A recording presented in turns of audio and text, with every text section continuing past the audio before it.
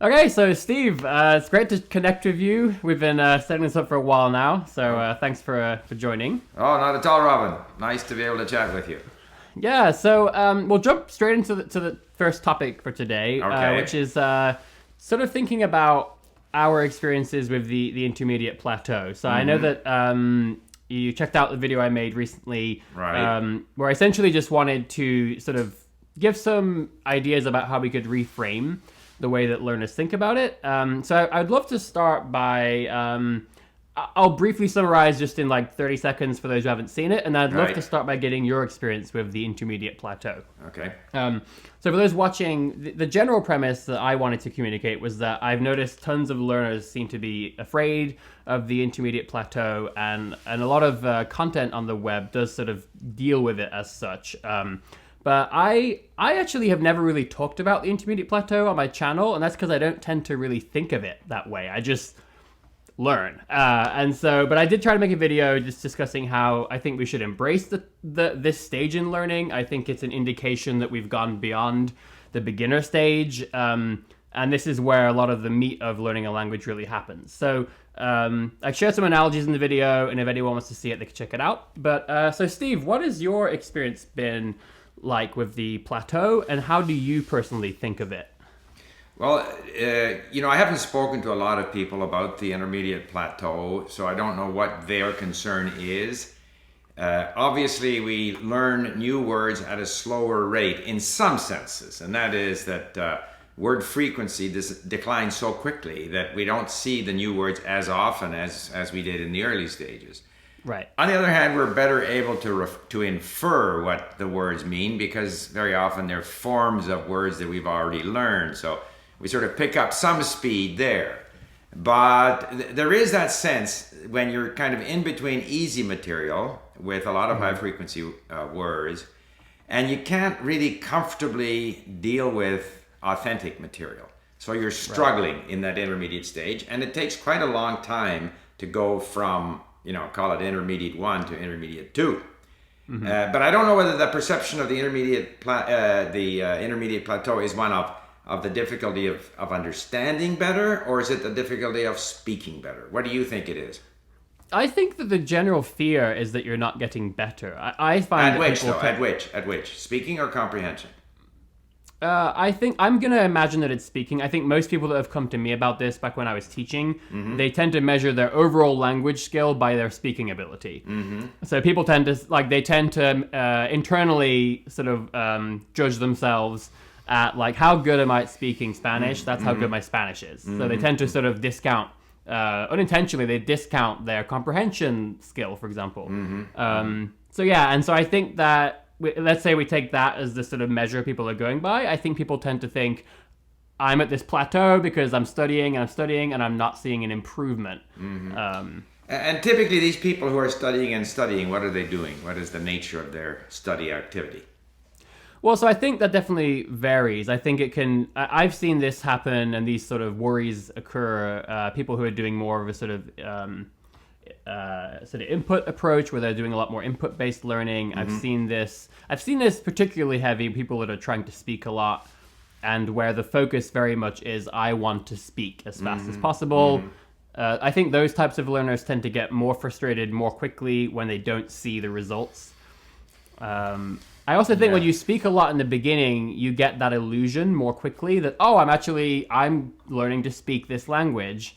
And then very quickly you sort of realize that just because you can say a few phrases and utter them quite nicely, when you start listening to authentic content, you realize very quickly, oh my God, this is really difficult. Yeah.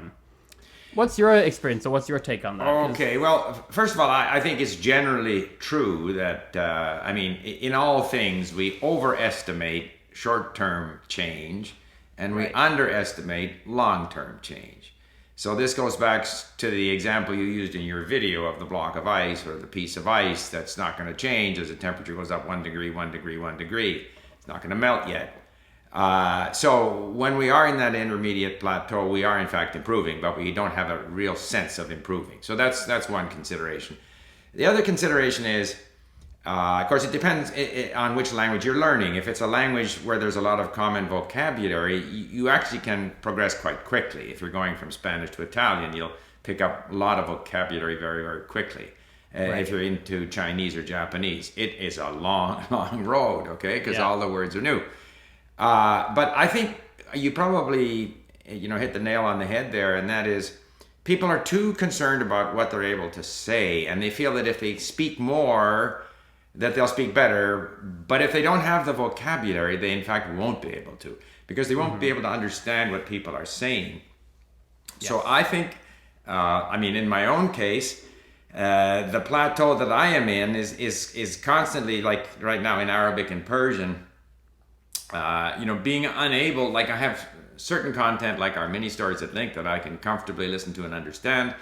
And when I bring in podcasts from Al Jazeera or some Persian podcast, it continues to be difficult to work my way through them. It continues to be difficult to understand them.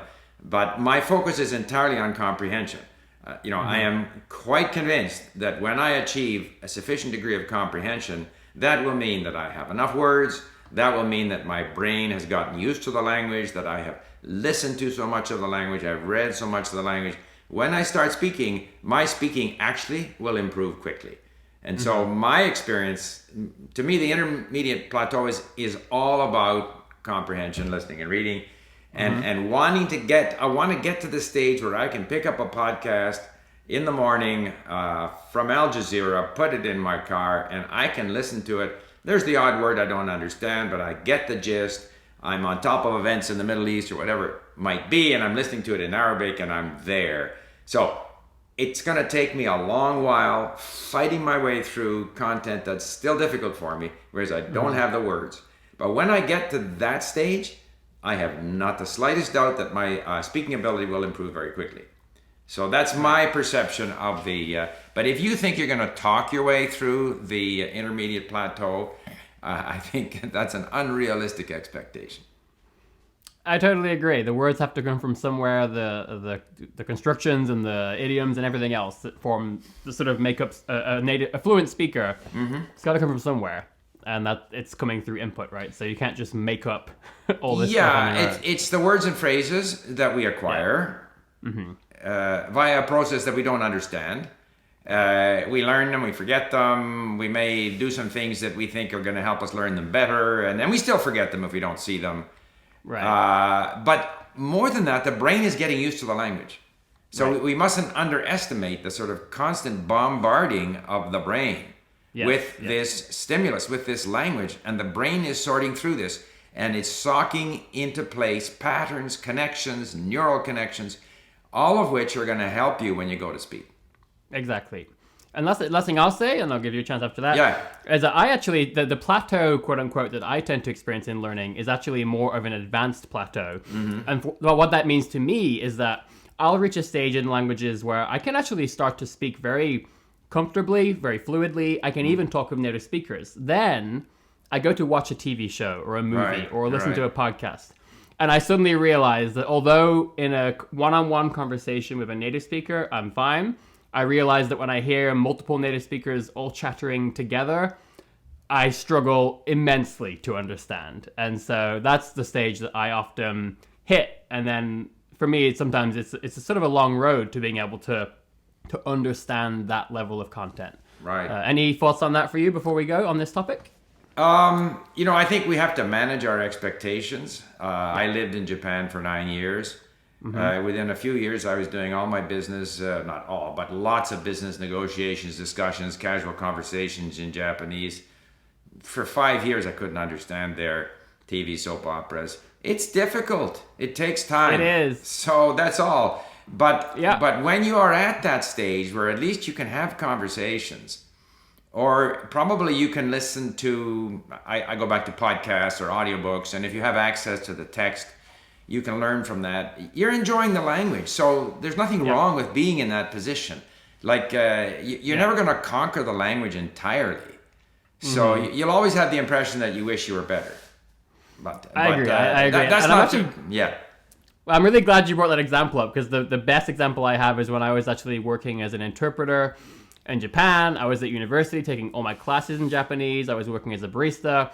I would go home and watch a TV drama and I would struggle. And I was just like, it was amazing to me, that realization that just, it's really, really hard. Like movies and TV shows are really hard. I think the biggest takeaway for me from what you're saying and my thoughts is people have to just let go. I think that the biggest worry people have is that I'm not getting better. I think people need to just accept. You always say, right? If you're spending time with the language, you're getting better. And I think that's the thing people need to just... And you have to look at where you were and where you are now. And in some languages in particular, the dialogue in these soap operas is significantly different from certainly business discussions that I had with people. So it's a different dialogue. It's an environment that you're not familiar with. You don't know how a Japanese family operates. You're not familiar with that environment. So obviously the more familiar the environment is, the better we understand. So all of those things are not surprising. And that's part of, if you want to be totally, as I always say, if you want to be totally comfortable, stay in your native language. Right. Exactly. Yeah.